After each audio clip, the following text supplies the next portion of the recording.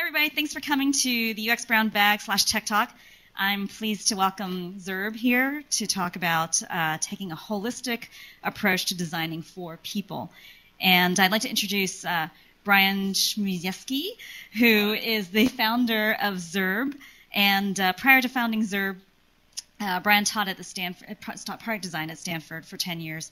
And some of Zurb's clients, you may have heard of a few of them. They include Facebook, Yahoo, eBay, Britney Spears, Reuters, New York Stock Exchange. And then presenting along with Bryan is Jeremy Britton, who is also a partner at Zurb and serves as design lead and strategist. And prior to Zurb, Jeremy was an animator and designer at Walmart.com. So without further ado, I'll hand it over to Bryan. Cool. So we'll jump right in. So this here is a product built for world domination. It was built really efficiently by the Empire. They got to admit they time boxed it. The sucker was fully operational, quicker than their competition expected. It was built by the rank and file there. Problem is some of them were maybe a little bit uninspired. And let's face it, with Death Star 1, the exhaust port team really let them down. This particular version, you might say, was more of a strategic shortcoming. The Emperor kind of underestimated maybe the buy-in of his number 2 in this particular case. Key thing here is that there was a little spot that was a problem that ended up eroding the whole thing. Needed the whole team on board to actually get this to fly for us. So what we want to talk about here is we're really concerned in how you get product off the ground in a social setting with the team, so you don't end up throwing 6 or 12 months of your life away into a black hole. You want to build stuff that people use. You don't want to build stuff that nobody uses. So how do you do that? And we want to make sure that none of us end up getting sucked in here. That could be you. Right. So the topic today is turning mediocre products into awesome products. And the goal here is to help you see how you could be taking something you're working on and making it awesome. So we're Zurb. This is Jeremy over here. He's talking with me. I'm Bryan. Zurb is focused on design for people. So we've been around for quite some time. We'd like to thank Irene for inviting us. She actually was kind enough to speak at our soapbox, and we enjoy speaking about design. So we're a close-knit team that's been helping people design products and services since 1998. So that's about 13 years. So we've been doing this for quite some time. In that time, we've helped actually 150 startups. Those are those little guys there that don't really have a whole lot of expertise in anything and are just trying to get along. So if you look at that, that's quite a few little startups we've actually helped. In those startups, we've helped almost $1 billion exits for the companies we've worked with. That's a lot of Benjamins. So Irene mentioned we worked with what we call startups, but we also work with grown-up startups. Those are the Facebooks. And you might even consider Google a grown-up startup. And 100-year-old companies like New York Stock Exchange, Reuters, those companies that are trying to reinvent themselves through new products. And Britney Spears too, but sorry about that one. You can follow us at Zurb on our Twitter stream. So we publish daily. We share our ideas on our blog, and I think you'll find a lot of those ideas useful. Because we already did the introduction. Yeah, so again, we've got an introduction for Irene, but we didn't come here in a space egg, but we are here to try and help you understand what your customers are looking for. We want you to be investigators of pulling back what people are looking for. So if we could get one goal out of this talk, it would be for you to create one more prototype, talk to 5 customers, and have one internal advocate of your ideas. So again, one prototype, 5 customers, one internal advocate, and we'll circle back around on this.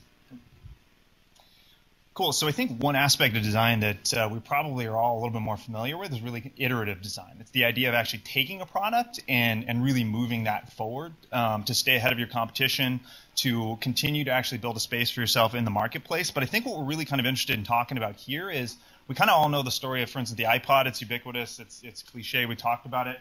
What we're really interested in is the pieces of this that came before Generation 1. Because this didn't just start on October 23rd, 2001, right? This started quite a bit before that.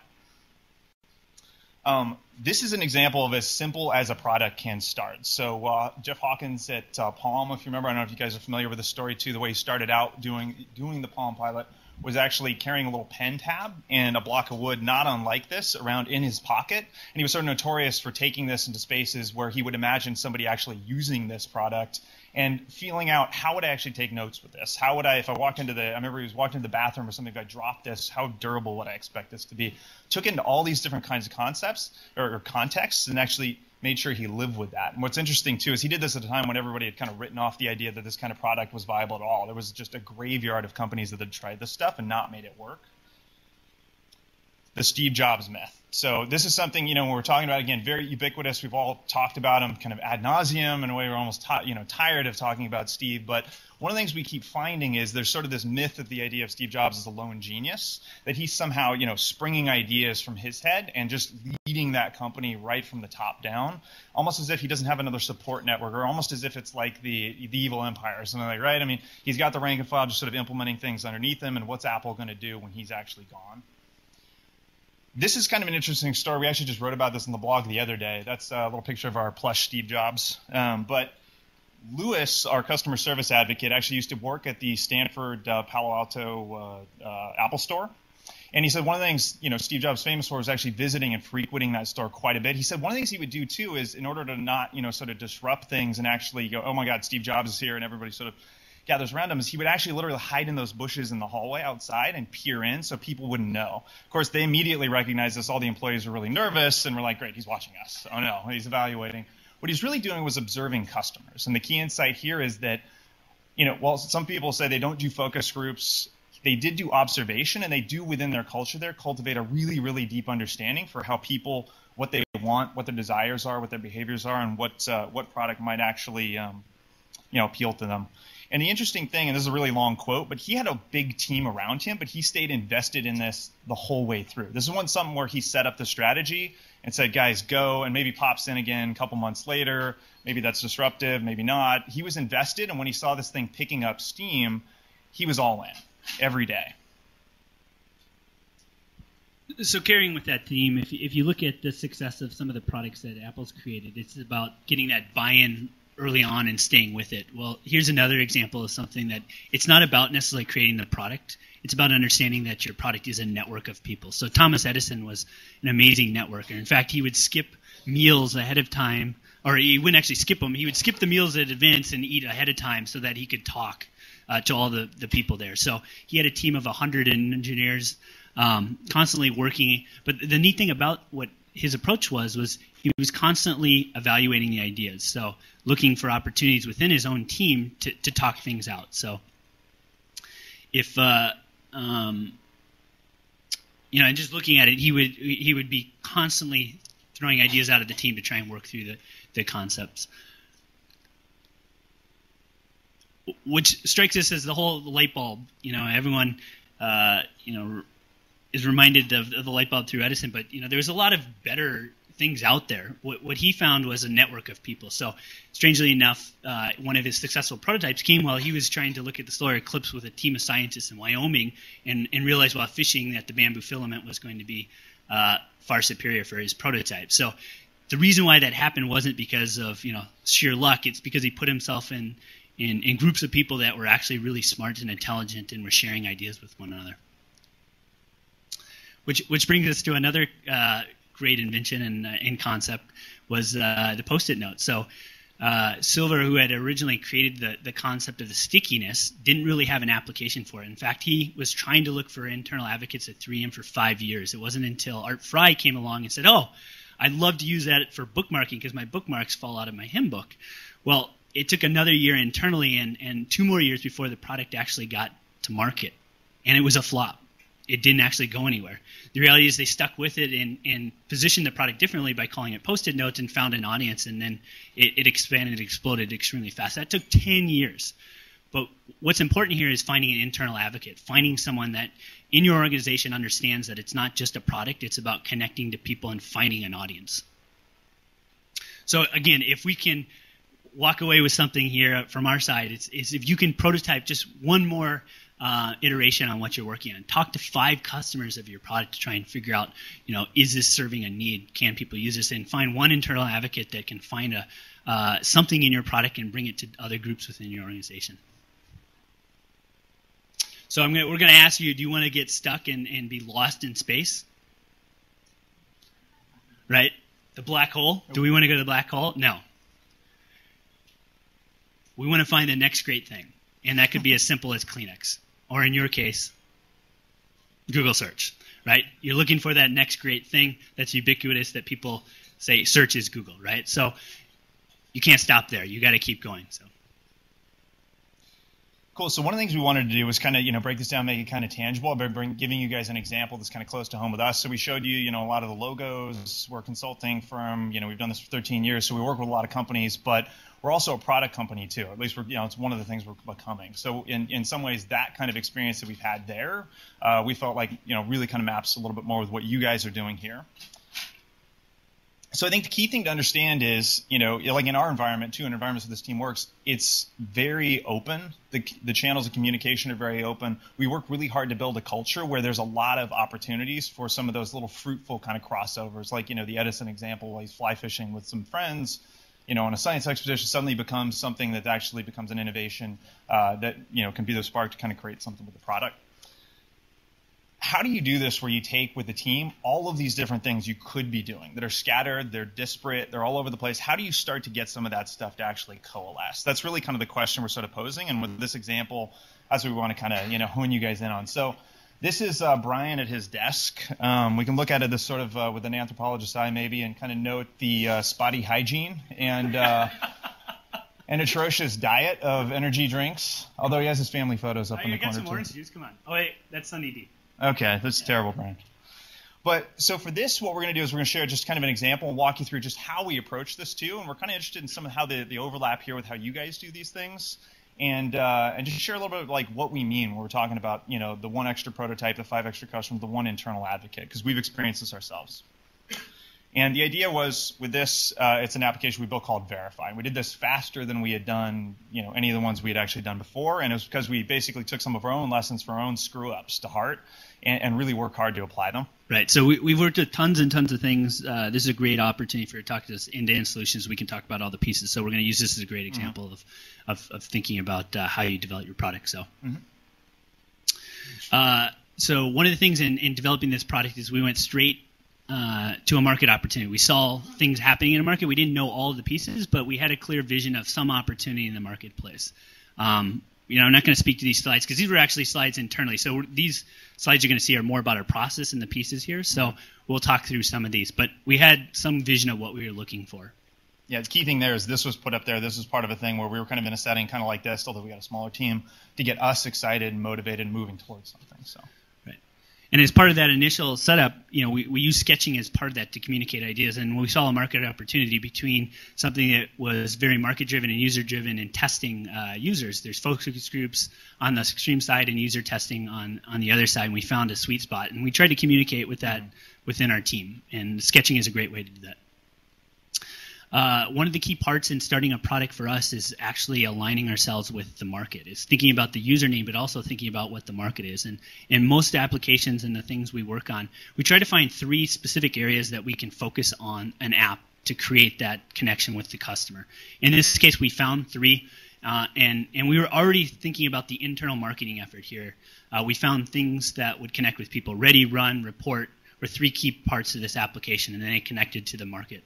So the next slide actually talks about this is a very detailed picture, but we align those with the actual. This frightens me. Yeah, this frightens you, but we just want to let you peer into some of what the thinking here is, that we've aligned some of the functionality and the benefits to those market needs. And as a document, as a strategy, we kept it to a single page, basically, when starting this product. Again. So yeah, so taking it back to this, I think what's interesting is looking at, Bryan here working too. It's kind of like, we think of this internally. It's almost, again, that myth of the lone genius. Bryan did hunker down like this and just crank through slides just like we showed you to try to help codify those ideas, to try to help drive a vision and get all of us like stoked on it, right? But the key thing here too is, it's kind of interesting when you look at this, and I think my first impression when I was looking at this is almost like, wow, he was just pounding out those slides and then dictating a vision to it. But really what was happening, and maybe this is why he wasn't taking so much care of himself, was he was constantly on IM. He was emailing. He was finding little ways to communicate with individual team members around some of those ideas. He was engaging us in small bits and small ways to see, what we thought of some of those bits and pieces, and it helped actually build up that presentation. So by the time we kind of did an all hands and said, hey, here's the vision, this is what we want to do, we're making a charge to go forward with this, everybody had their hands in some piece of that. It was a slow build all along the side, and it was a lot of work to do that. So it wasn't just him just idea out of the head, guys go, and we were like, what? We already had our hands in it. So right, which is, I think, one of the key parts here is understanding who your advocates are, who's going to actually make an idea happen. Not because they have the skills to do it, because they have the desire to want to see something successful happen. I reached out to John, and he had the skills to do it. He's front-end coder, could actually visualize some of these ideas. Huge nerd. Huge nerd, right? Matt, who is our engineer and is focused on building great stuff, got him involved really early. From the first week of having the concepts and the ideas, is slowly getting him immersed in it. There was no requirements, there was no putting something on his lap. It was conversations that we were having, and we kept those conversations small. 5 minutes here, 10 minutes here. Eventually, I suckered him into 20 minutes. Again, a conversation, and we got to the point where we were ready to present based on getting enough buy-in ahead of the presentation. The presentation wasn't about getting buy-in. We had already done that. It was about getting the group together to be able to see the vision and then own it. Yeah, so this is the key thing here is the team itself. We were actually sort of presenting it back to ourselves. Each of us had opportunities to sort of step up and take a piece of it and run with it. It wasn't just one person. And there he is again and again, just to kind of recap on that too, is it wasn't just him actually, driving this thing forward. So right, and in thinking about the product, we actually focus heavily on the marketing aspect before even actually doing any of the development. We were thinking holistically about the problem. We weren't trying to build a product. We were thinking about how we market that product to people so people understand. So the name was really important. We were already brainstorming names of what we wanted, and we picked something that we could stick with to push forward. And part of that, we were validating why we had that name and how it connected the product. Again, sticking with that blueprint of those 3 ideas that were really important to the overall concept. Mm-hmm. And just to add again here, we're a small team, but if you look at it from business development to marketing to engineering to design, everybody already had, had conversations around this. Everybody already had their, certain pieces they bought into and had a chance to shape this. And again, when it comes down to it, it's all about eating your own dog food. And we practice that. Is that we had rules for establishing how we were actually going to actually build this product. And the first was it had to be used by us. We're a small team. We realized we had a unique gift in understanding problems that other people don't, and we're going to use that to solve our own problems. So, again, we won't go through all this, but these are slides that were taken directly from our presentation. And again, we put timelines. Goals are very important, but the way we look at it is a time box. We look at it from a backward state. And I know sometimes with engineering that scares everyone thinking putting a date on the calendar, but you can see this was our plan. This is a 7-point plan of dates that we had put, and they were loosely aligned to months and weeks. And we did this to keep some flexibility in the schedule so we could shift, or we could, if you want to use the word pivot, at any time that we needed to. But the goal was really to keep it open-ended. It was extremely aggressive, 4 months to launch a product. So, and with that, the solar system starts coming together, and we're getting energy around a single star. Are we lost in space? Maybe not. So one of the first things we did actually get into this is very, very simple. And I think you can see that already from the strategic presentation, was sketching. And we don't just mean literally picking up a napkin and doodling something on the back of it, although that is part of it. We mean a mentality of sketching. And what is the mentality of sketching and the actual act of sketching? It's fundamentally, it's fast, cheap, disposable. You can do it in great quantity. You can explore multiples very fast. It's very opportunistic. You think of this sort of brainstorm rules apply. You're sort of deferring judgment. You're trying to build off of each other's ideas here. You're not being analytical with it. You're trying to generate a lot of things. And a couple of the key benefits of this, too, are you're not going to bruise anybody's ego of their grand idea or something that they've overinvested in. We haven't coded anything yet. This is something on the back of a napkin. It's meant to engage other people in conversation. That's how we got started right away. And another key thing is this, sketching is fundamentally social. It invites you to converse about it. When you put a sketch in front of somebody versus a coded semi-functional prototype, those make very different statements about what you want back from that person. A sketch doesn't mean you've committed too much to it. A sketch means we can put these up on the board quite a bit, have critiques daily, a little 5-10-minute sideline conversation here or there over something that's tangible and shared and not abstract. And this is really, really fundamental to how we'd approach this. John, in this case, took the lead. In this case, deadlines weren't reward enough, so he gave himself a donut. Literally, he set out a donut for himself, and he's like, I'm going to get through all of these in this one sitting, and then I will eat that donut. So a little motivational technique that worked for him. These are actually the sketches of some of the first sketches, and these aren't all of the very, very first sketches, but some of the early ones of the application. And I'll just walk through these really quickly to give you a flavor for what we did and just kind of how much stuff we kind of moved through. This was an example of the pricing page. You can see we're already thinking through how are we going to convert people? What are some of the triggers and what are our price points for this particular product when we actually get it out there? How are people going to move from basic into free, or from free to plus or premium in this case? How are they actually going to move that? We're looking at workflow. Fundamental to this particular product was just the idea that with these modules, there'd be several different kinds of tests. What would those be? We talked it out loud, and literally this is just a conversation embodied here. I think we had 9 tests, and you can see we're doodling in the middle there, little icons for what those would be. Visual indicators to remember, hints at what the UI might be or maybe not. We're not overcommitted. Ones at the bottom, Mad Lib and Card Sort, we never even got to. Maybe we will. I don't know. We haven't heard anybody knocking down our door for those yet, and I think we built a couple others instead from what we learned along the way. Workflows, not sitemaps. We're not worried about architecture here yet. We're worried about how people move through the application and what kinds of pages and systems and states do we need to actually accomplish to get there. So we sketched some of that stuff out too. This is just an example of a test screen. Again, look how raw it is. There's very limited detail, sparing use of, in this case, no color. Gestural. This is probably the 5th sketch in a sequence of several that happened on board very, very quickly. This is an example of something where we knew we needed to page, hey, thanks again. You've taken a task. Somebody's going to do this. It's going to come to the end. What are they going to do? We might actually be able to catch somebody here and get them to actually fill in some demographic info. That actually was a small insight that became a big, big opportunity for us. This is an example, imagining Bryan's logged in account here. Probably like, what, the 6th, 7th iteration on this particular idea? What do you do when you just log in and here's all your tests? Working through what information needs to be there on the side, what needs to, how do we filter it? One thing I'll just note too is you notice like not all of this was necessarily written in the same person's hand. Selecting and creating a test. You can see, remember from that sketch before, we had the lists where we had these very rough icons. Now those are starting to kind of work their way into the interface. The ideas are kind of, starting to build on each other.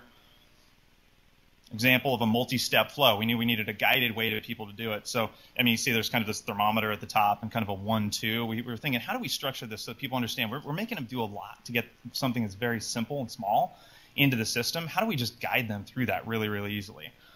Here's another step. Some of these things looking back kind of look a little scary to me because I'm like, wow, we overcomplicated that. But we didn't sweat it to that point. It had enough of the detail to kind of, express what we knew we needed. And again, just sequence of screens. And here you can see this sketch actually came after the other one, as I recall. And the idea of collecting demographics turned out to be, we thought might be important. It was a hunch at this point. Turned out it's been validated since. And you can see that thanks page. The idea would be, somebody would check that box and then they could pick, well, what from people who take my tests, what kind of info would I like to know from their Twitter handle, their age, gender. That kind of stuff could be pretty important to people actually looking through the data they'd be receiving with this particular app. And again, it's social. We kept going through this again and again. That was just a small set of all of the sketches, and we kept hammering this stuff out on the board. And again, the goal was originally about a week. I think it stretched to about a week and a half because as we got deeper into it, some problems opened up. And you know what? You just got to adjust. You got to be willing to change. And now all those presentations were in small groups as well. So it wasn't the entire team that was on it. It was taking one person here, one person there, one person here, and then sometimes 2 people if there had to be some overlap. Mm-hmm. Details. That's the thing is we're not leaving all of the details now for the end. And you can see as you kind of start to work through it, you notice some of the sketches were really, really raw, super loose, a squiggle, and some of them were actually very concrete because we started to realize this needs more definition before we move on. Hammering through those things. Again, this is one that popped up. People needed, I think it was just from talking to people, we had folks around in the office, grab them. What do do you get this concept? What would you need? Public versus private turned out to be really important. We hadn't thought of that initially. Captured it as a sketch. Time limit. The idea, well, are these tests going to go on forever? We didn't think of that initially. It was like, oh, wow, okay. We started hearing questions from people, inviting other people in, getting that feedback at the level of the sketch. We're able to turn on a dime and actually, adjust to that. The report, this page went through, I don't know how many different iterations. We had no idea what this needed to quite look like at first. We did quite a bit of research, but again, it was very iterative of the sketching to kind of get to the point where we actually, had something viable and thought through, for instance, the functions and actions that were in it. Right. So if you start looking at it at this perspective, we're a week and a half into this app. Some apps are going to be much more complex, but in the terms of getting to what would be considered a partial Death Star, we'd been putting the pieces together, and there's a lot of rawness there. It still wasn't complete. And you can see, the ideas are swirling around this bright idea of a star. Condensing a little bit. Right. And part of that is, in getting to something that's real, we go right into code. We try to get as fast as we can into code to start testing those ideas out. And the goal is to do that in 1 week or so. Yeah.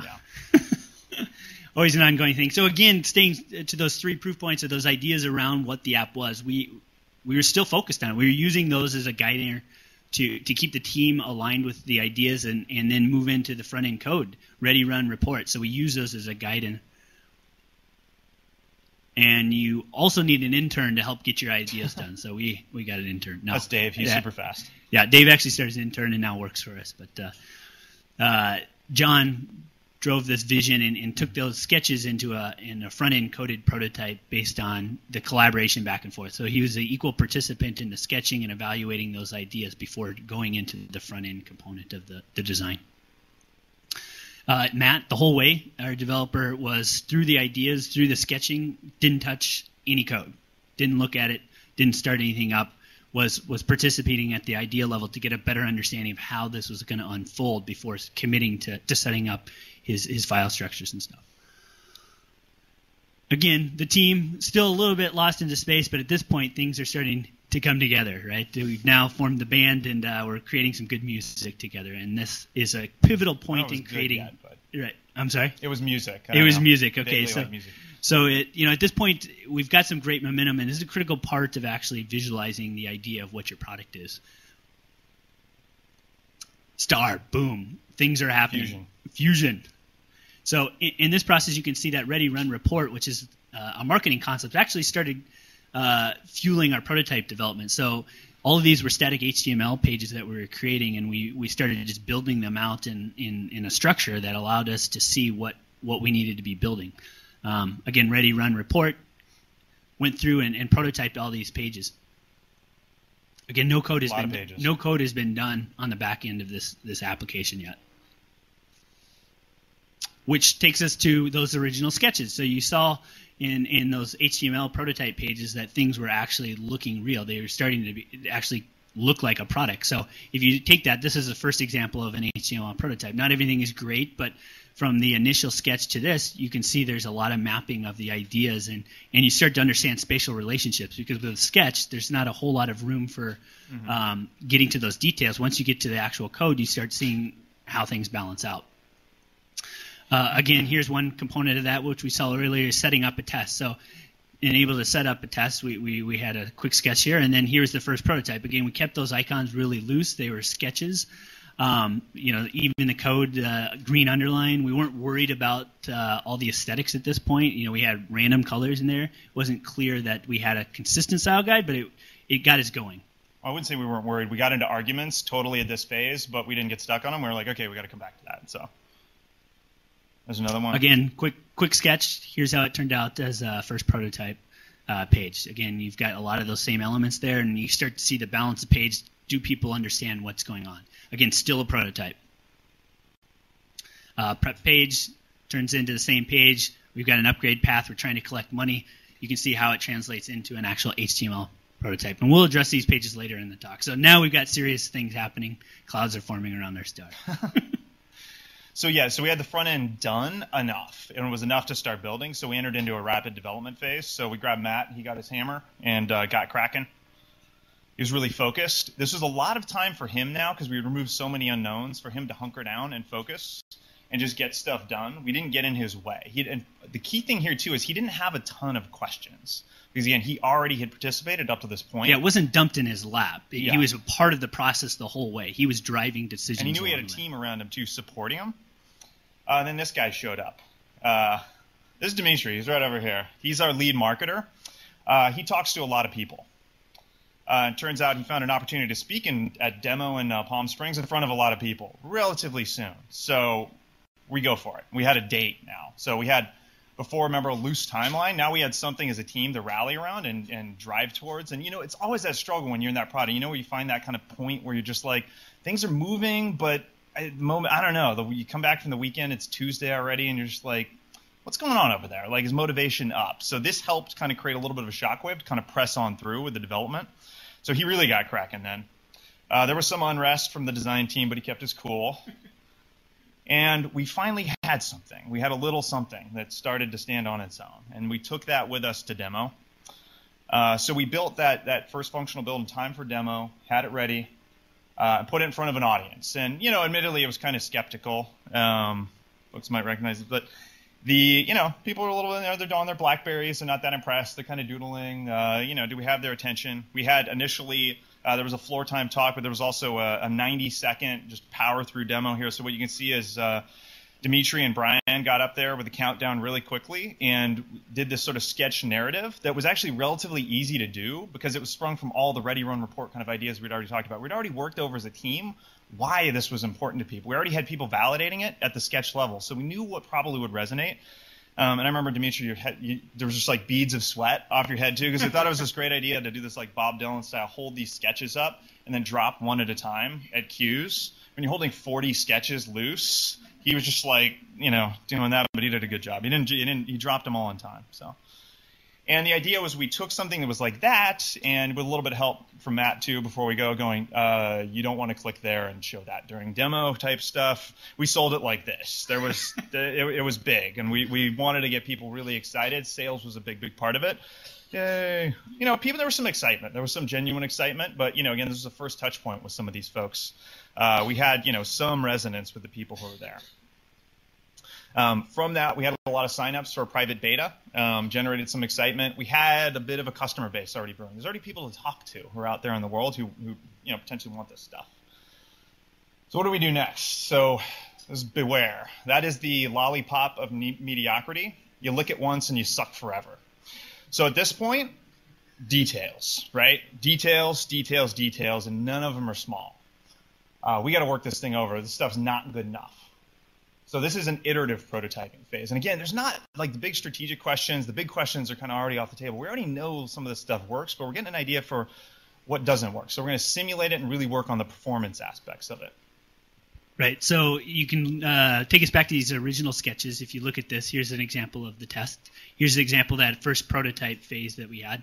And then we learned, let's try and gloss it up. And we put this out in front of customers, and the icons kind of dressed it up, and then we decided, it wasn't actually working. We had cleaned up some of the text, and then we realized that a list format was actually working better for people. They could identify with it and read through it. It also gave us an opportunity to upsell link tests, which are a way to drive higher paying accounts. So we simplified the screens, went back to some of our initial prototype ideas. Again, a living page. We still didn't buy into the initial concept. We kept challenging what it was.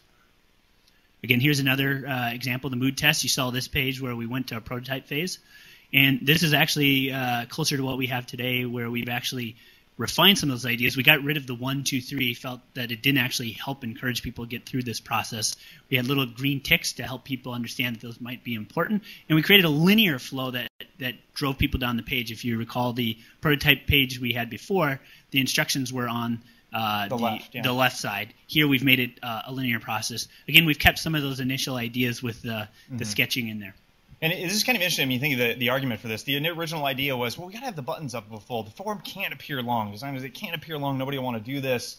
Well, they couldn't associate the instructions with the form. They were actually just going down one column as opposed to the others, and people were actually missing key details that the labels had. So we learned this from getting this out in front of folks. This had a nice zigzag down it, 1, 2, 3 tasks. We didn't even need to say 1, 2, 3 to do it. And there's the report. Right. Here's a report page, early sketch. Here's a more refined view of what we had put together.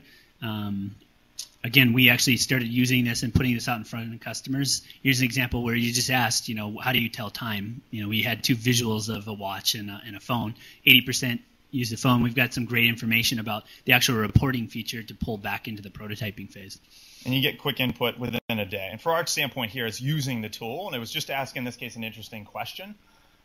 This is an example where we had, this is actually that dashboard. You remember the original sketch too that listed out? We actually found a nice way to kind of condense it. And this is just to show, again, we were using this. We had it functional now too, so we were trying to actually ask interesting questions to, kick the tires on this thing. See, does this thing actually work? Does it have legs? How do we push ourselves here?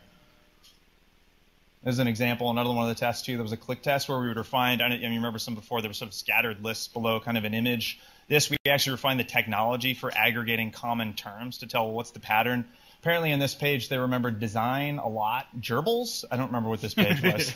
Apparently, I don't know, maybe that was successful. The point was we hacked some of the technology components together as fast as we could to sell the vision piece to our customers in an active way, and then started iterating back on how things were actually built on the back end.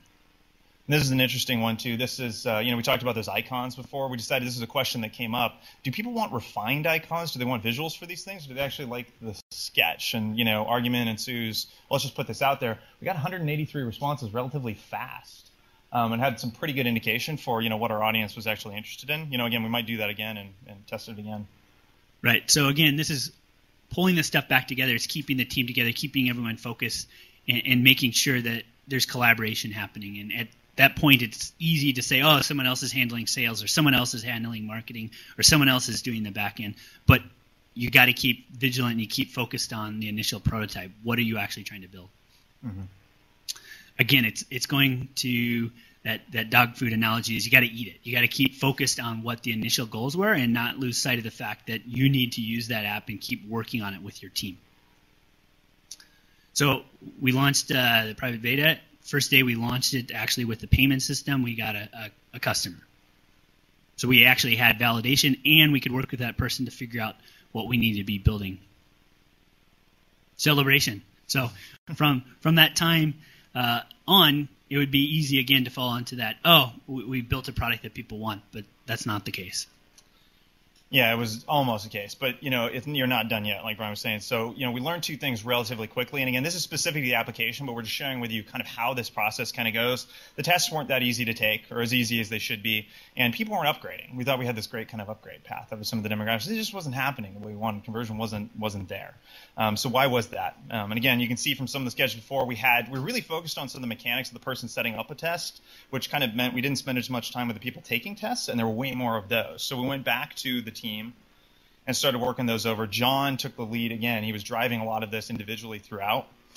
And what we came up with were some pretty clever interactions. Let's see if this guy, there you go.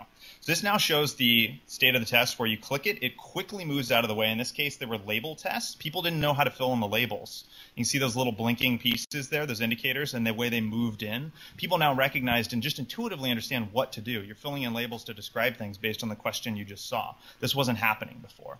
This was a response with several iterations at the implementation level to solve that specific problem. People started taking these tests more, and you can see this is the report where now we've actually got data aggregated based on that. You can actually go in and now see the raw data of individual test takers too and tell what they actually did. So that took form in a way that just wasn't there before. People weren't doing the label tests.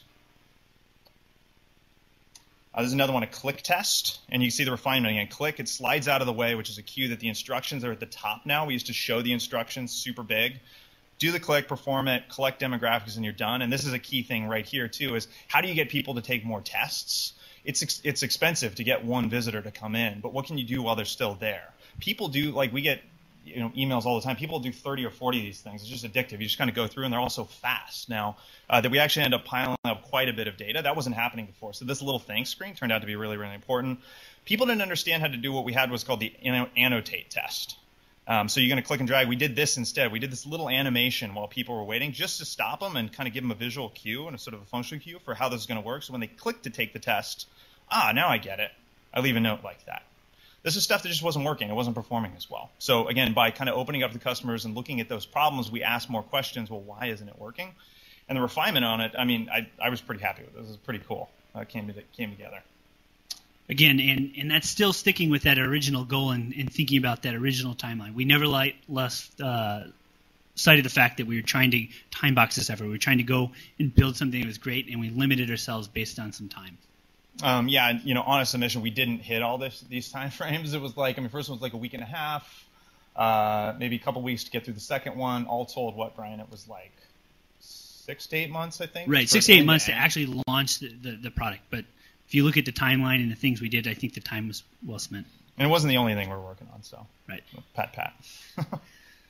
So we go back to that idea again of Bryan, the idea, this idea that he could have just put out there as a strategy and said, guys, we are doing this, rally call, big mission, all hands just like this, let's go do it. And think back and retrace the steps of, how that's not the way this unfolded. all those little steps along the way, from communicating, getting buy-in to construct the strategy and the details of it, through the sketching, which again was very social, through the front-end code, which set up the development to just execute at a high level, gathering customer feedback at each point, the key demo experience, right, where we had a rally call to like really push together and band together as a team. All those things created this like team-wide momentum for it, so everybody was really excited.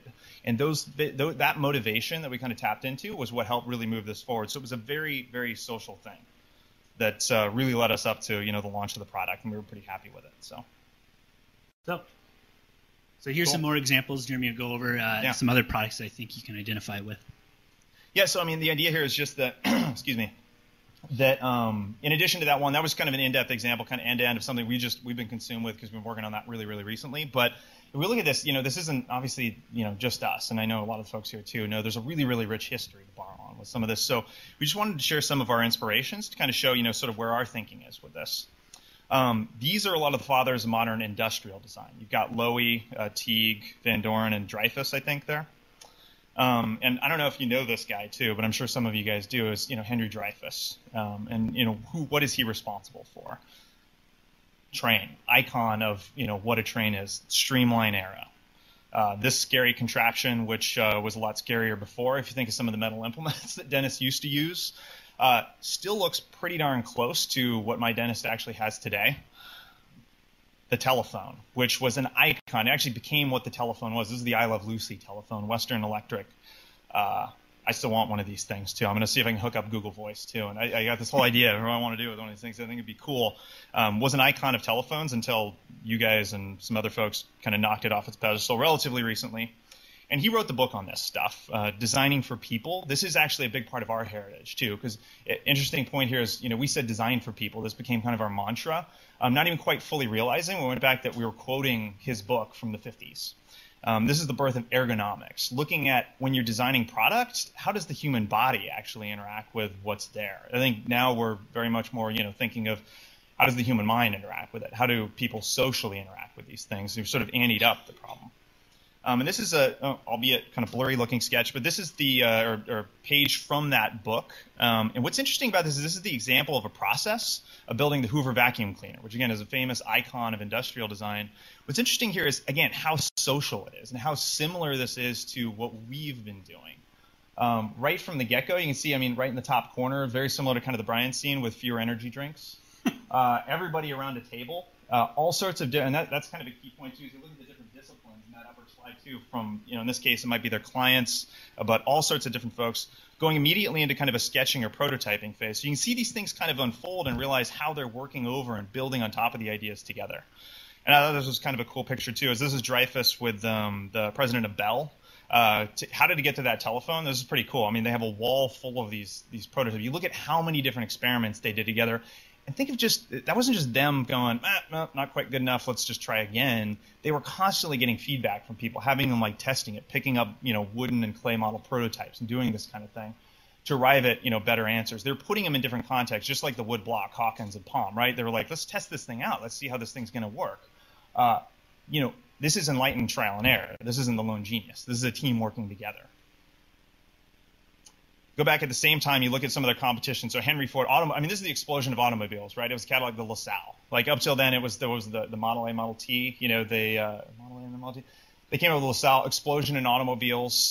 The first time design and engineering were really applied towards these kinds of problems. You had Henry Ford saying things like, you can have it in any color so long as that color is black.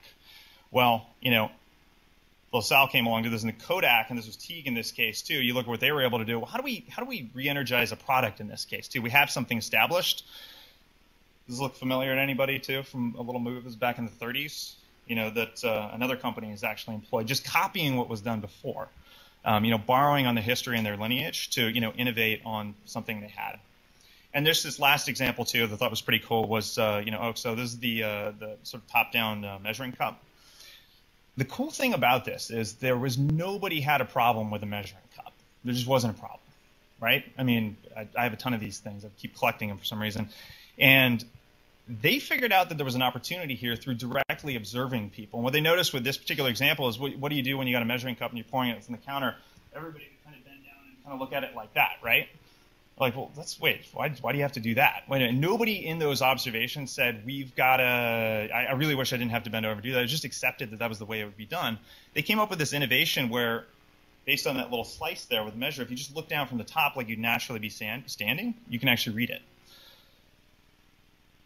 This is Alex Lee. He actually gave a cool talk at GEL, the GEL conference recently, where he actually goes over some of this. And the thing I just kind of leave you with is it's really important to look back at some of these kinds of historical examples, because when you see those insights, a whole other wealth of ideas about how you can build better product actually emerge. And just this last slide I thought was kind of interesting, because I sort of went looking for photos. There's actually not a lot of great photos of this measuring cup out there. The ones with olive oil on it actually look kind of gross on the screen right now, but there's no people in any of this, right? It's just the product. It's just the finished form. But what's interesting is they got to that through all of that observation and all of that iteration to try to arrive at a solution that was actually, that much better. So, cool. Are we good? How are we on time? Yeah, I think, can we answer some questions from people? Yeah. Cool. Did you want to do the thing? Cool. So people on VC, we won't be able to see you for a couple minutes because the dual screen is booting up. So also, if anyone wants to ask questions in this room, if you'd be so kind as to come up and speak at the mic so that VC people can hear you.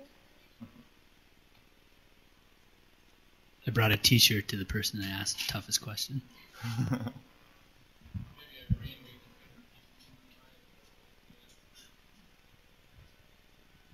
Go for it. Okay.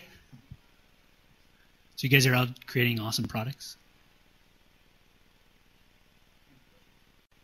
Going back to your original Verify. Mm-hmm. I was kind of struck with you guys Mm-hmm. did you ever find that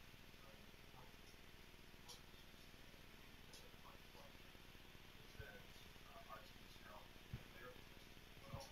It's actually not the case in these situations. So how do you guys squeeze out Okay, so the question, just to repeat, is with Verify, it appeared that we were also the customer of our product, and we were developing this product for ourselves, but other people. And you recognize at Google that sometimes you run into interference with the same thing as people are building products for themselves and may not see the target audience wholly. Blind spot. Right. Mm-hmm. Right. I think the key part there in looking at how we developed is we are obsessed with the customers themselves. We were actually looking at it once we got that first prototype that we felt embodied the idea.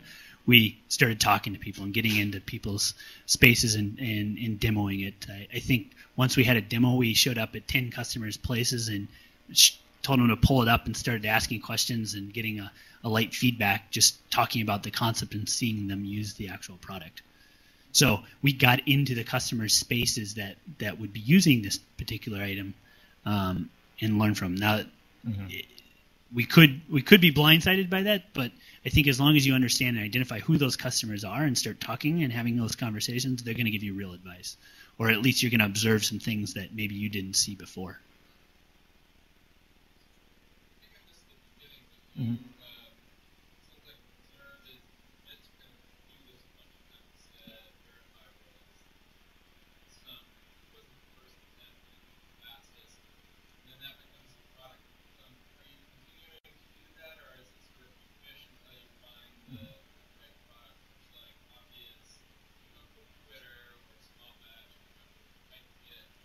So your question is are we continuing to evolve that product, or are we just building another product to figure out what the right answer is? Right. So Zerb and Verify. Verify was our second app. The first one, we'd keep you here for 2 hours talking about our first app, but it's our most successful so far is Notable. We're actually, in that same process you saw, we have 3 apps currently being developed in the same fashion. We're supporting them, iterating them. In fact, Notable, we've gone back and done a full another redesign as a bigger push based on customer data over a year. So that whole process of that initial iteration is actually happening long after the product has been in the marketplace and we've learned something. So Verify was very early on, and we're learning from that process to start new products. So as far as what you see there, you're seeing a product platform emerge to help people design for people, basically to build products. Can you talk about how your team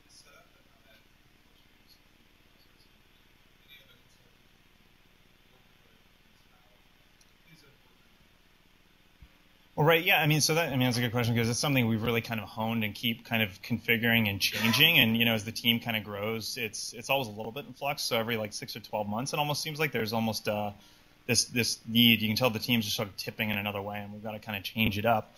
The thing from the consulting side, what we found, and we've gotten a really good groove with, is it's kind of interesting. I still don't know anybody who's kind of weird enough to do it like we do it. Like we have a lead who is basically responsible for the client project, and one other designer, sometimes another one, but basically a 1-2 that goes with any sort of consulting project.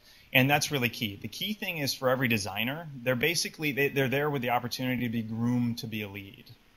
So when it comes to, for instance, email communication with the client, every designer is actually putting that. It's not like work's done, design lead, you figure out how to present it to them. They're actually presenting it to them. They're actually at the end of each email too. We always make sure there's a timeline rolling 5 days. Here's what you guys should expect next. Don't freak out. We know where we're going in the short term. We also know what the long term is. We're not going to worry about that week by week. So they do that, and they have that opportunity to think that through and think through the business side, think through the user side, and grow into that role. So from the consulting, that's really, really worked. I can tell you now, though, the shift has been from the consulting side is that we're kind of getting in a little bit more sort of small kind of sideline brainstorm, specialized kind of contributions. Like literally somebody overhears something that's going on. It's like, oh, that's good. You need some help with that, And we meet up at this big table every morning. It's kind of this ridiculous giant red file cabinet thing, and we pass around the plush Steve Jobs doll, and everybody. It's a scrum, we just kind of have a meeting, and that's where those opportunities start. But then it kind of carries out throughout the day. With the product, we're kind of I'd say we're kind of mimicking the same thing. Everybody has had an opportunity. That vision of just Verify was actually a bunch of stuff. Like, guys, here's like that list of tests for Verify. We have a list of different apps we think could all interplay together. They're all fairly small. Everybody had the opportunity to potentially step up and do it. Actually, everyone in the organization is working on some component just about of a That's true. Yeah, that's right. And we do a lot of 1-2 page app type things as well because we're constantly experimenting. But everyone plays some component of one of those projects. How would you recommend something like that scale to? So the question is, how do you scale it to 100 people? And I think the answer is you don't. Right. So you need to figure out how you get trust built with smaller teams that then influence the larger teams. So keep staying small, influencing the larger groups, and continue to expand out. So I would say it's where do you use that process for what group at what time, and how do you expand it? So our talk may not have addressed the how do you expand it to the larger 100 group, but I still think you need a smaller team of people that are really rallying behind an idea before you can kind of invest 100 people into the concept. So I'll be the contrarian here. I think you actually can. We haven't figured this out yet totally. I guess I'd say, so we showed the picture of all the babies, right, the startups. We've worked with a lot of companies out of, Zazzle, remember, there was like 9 guys. It was in the garage. They were cranking away doing this stuff. Infant organization, there to kind of grow, and like our success with them kind of reaches a point too where they're cranking. They got John Doerr, they got everybody backing them, and they're cranking away. And at a certain point, like where we fit in at 250, 300 people, kind of awkward teen phase. It doesn't really line up. But I think you can do this at the level of kind of small teams. We're 13 and a half with Renee. Yeah. I think you can scale it up to around 30 to 40, somewhere in there. And then there's something else that has to shift to get up to probably a team about the size of 100 and 150. We honestly, we don't know. We don't know that. I can't answer that. Yeah. We'll figure it out someday. Hope to.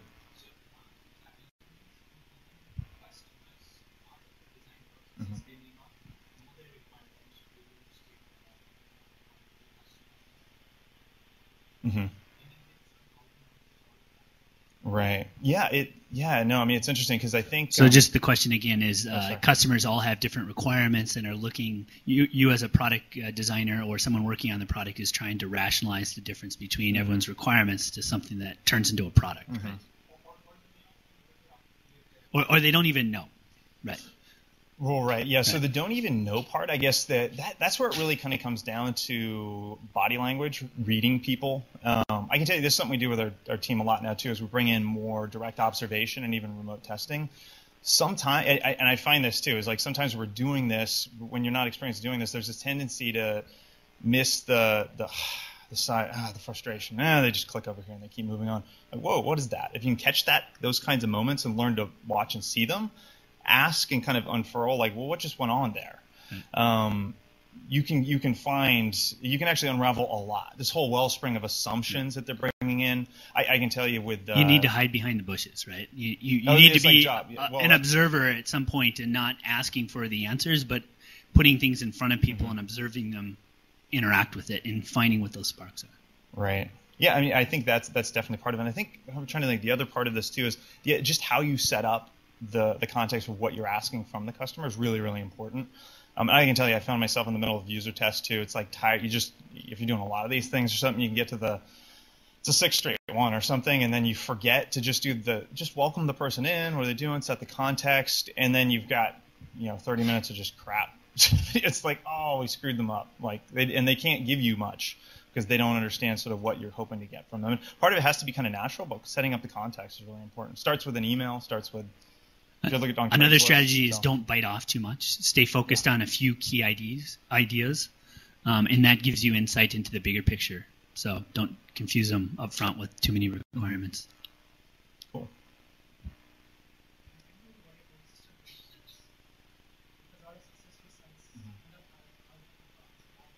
Right.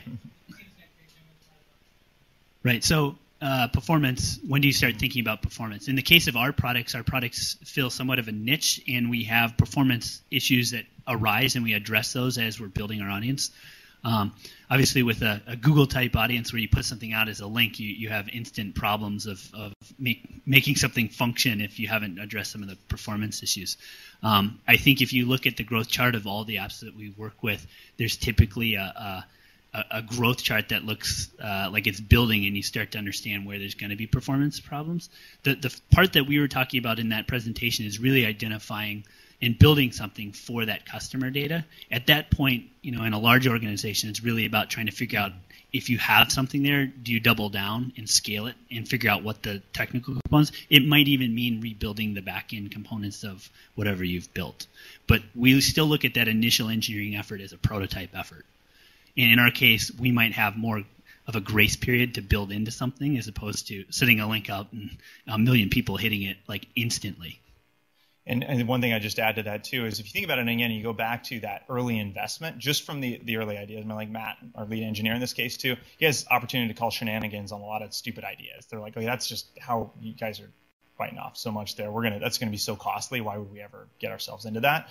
We'll sink the ship before it ever really gets off the ground with customers. So he's already, early on kind of helping steer the course a little bit on some of those pieces. And then once it's live, once things start actually kind of growing, part of it's kind of reactive, but kind of because you're invested all the way throughout, some really interesting things happen. Little bits and pieces that are somewhat anticipatory actually just got baked in with that last release. You didn't really intend to do that, but he's thinking of it, and I'll put a little extra here, and that helps. Kind of lay some track in front of the train, right? And then on top of that, just like we showed you, we kind of went back to the ready, run, report. You have to have the discipline as a team to kind of revisit regularly, just to gut check, like, wait, are we going where we want to go? So from a scale standpoint, every 2 or 3 months, 4 months, something like that, depending on how things are tracking, you might have to sit down and go, okay, what are we seeing here? Like, how much do we need to get out in front of this, and just call it out. You have to have that open communication to do it, and recognize, this is something the business wants to support. Let's get behind it and push that forward. So the idea though is it's disposable code, that we're not marrying ourselves to that code. So when you're going around your small team and you're trying to build excitement about your product, you're trying to get people involved. How do you go about getting consensus? I feel like a lot of times you're going to get a lot of conflict between the small teams. You're going to get people that have a lot of their own opinions. And some of the ways that we try to solve it is maybe one decision maker. Do you guys have one decision maker on a product that kind of cuts it off? Or is it like, what's the secret to kind of getting consensus working? Right. So basically your question is, how do you get consensus around a product? So I'll just step in as a visionary and wanting to create awesome stuff. I have a lot of crazy ideas. At a certain point, you have to let go of those ideas. You have to entrust your team to take those ideas and run with them, and you guide them and you give them feedback, and you're participating in the back and forth dialogue. But you got to let people own it. You got to let them find opportunities to take that product and run with it. So even the best product managers are going to understand it's not about them, it's about their team and guiding something. So I guess the question is, can you go into product development knowing that you're trying to create something awesome at the end for a group of people to use, and know that it's not all about you? You're going to have to let go of stuff. And honestly, it's kind of weird. I mean, that's the interesting thing. Even Verify, just a specific example, was sort of an example of letting go. Showed you like the smiley face things. There was also, everybody at Zerb knows, it was the tag cloud debate. Tag clouds suck. No, they're actually really good. They suck. No, they're good. Nobody, it just, whatever. So John just was like, I'm testing this. And so he put it out there.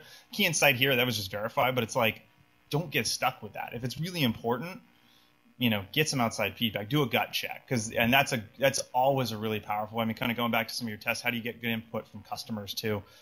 Those are the perfect times to do it, because it kind of brings everybody back around and makes sure that everybody's thinking of them, not just their own personal interest. Or I love tag clouds, I hate tag clouds. Another point to that is the more you've worked with your team and the more you build that trust and respect, then you naturally just assume that people are making good decisions for the product, and you have to be able to fail. You got to let people fail and try things out and then recover. So it's not about trying to get it perfect. It's about trying to get it mostly right and adapt as you see the answers.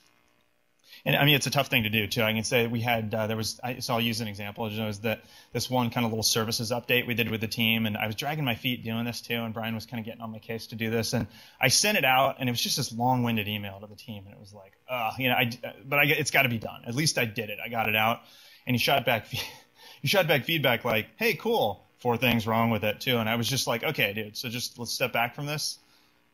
Anything here to build on? Something right. It was like, oh yeah, actually, here's 1, 2. Like, here's something to actually build on with it. So that exchange and that open exchange was just feedback. It was just an email, but it was something communicated to the team. It's the kind of thing you got to scrutinize. It's the lollipop of mediocrity. You don't want to do that. You want to make sure that every exchange you're having is meaningful, and you guys are available to actually sort of talk those things out and establish like what's our method of communication here, what's the ground rules, and that's kind of a key insight. There's an element of kind of praise mixed with critique that's really builds trust over time, because you're challenging people to do it and you're on their side. So. I've got 2 questions about the social design pattern that you've been talking about. First, at the beginning, when you're doing a lot of these sketches, and you come to a situation where there might be multiple directions that you can go, how do you share those multiple directions with people without insinuating that you're committing to one direction and you're writing with that? And then also, if you look at the spectrum of it's easy to be social around a bunch of sketches as well as around dog fooding something to a bunch of people. But in between, you've got a lot of usability feedback coming in from certain people. How do you share that knowledge that's being generated that isn't easy to put into a sketch? All right, so let me get the question right. The first question is how do you get buy-in on those sketches where there's lots of iteration and having other team members Multiple ideas? Multiple. Right. Yeah, how do you share multiple ideas? How do you share multiple ideas? Okay, so the questions are really in the sketch. You don't know the answer. You're throwing something out there to your team, and how do you deal with that? And the second is actually when you're getting that initial feedback from customers or a usability team that's done some stuff, how does that get baked back into the process? Yeah, how do you share that? How do you share it with people? Okay, so Jeremy has some ideas, and I'll answer a few. You don't just share it with people and send it out to 100 people on your list of people working on the product. So that's one key part of this, even at the sketch level. Sideline conversations, partial sketches, bring someone over, ask a couple ideas. Even if you think you're asking them a question, really all you're doing is setting them up for something later on down the road and getting some buy-in. You're getting a few ideas, and it takes a minute, maybe 2 minutes, just to say, hey, what do you think of this? What do you think this goes? And oftentimes you'll find that idea that you wanted to protect so much, that person doesn't care. They don't have it either way. They might say, yeah, that sounds great. And you build that consensus through one-off conversations, two-off conversations. When you come together as a group, now you've sold the idea. It's not about a consensus at that point. You already know you have everyone on board with those ideas. So it's picking your battles at that point and knowing you've already sold some of them. On the usability side, that's tough because it's still very new. It's like, how do you take that data and make a model for it to actually apply it back to your product? I would say that's where having a strong team lead or a visionary starts to help with that, because someone with experience can then translate that back into a product. But again, it's one of those things where you have to listen to team members, because they might have insights that they've seen building the product that might address some of those issues. If it's a performance issue, the engineer might actually see something in the UI that could be addressed that would make the experience better because the page was loading 2 seconds, right? Or it might be a UI element like we did with Verify. We saw those slides coming in and out. A tester might be enjoying that process more, that's an HTML thing of simplifying the process of going through a test. That's an engagement, customer happy kind of thing, not necessarily something that you can look at the analytics. So I think you have to address those and figure out team members that have insights that can bring something to the table on those analytics and the usability stuff and address them in ways. A good product person has continued to do this will know how to reach out to their team to figure out who on the team knows something about this problem.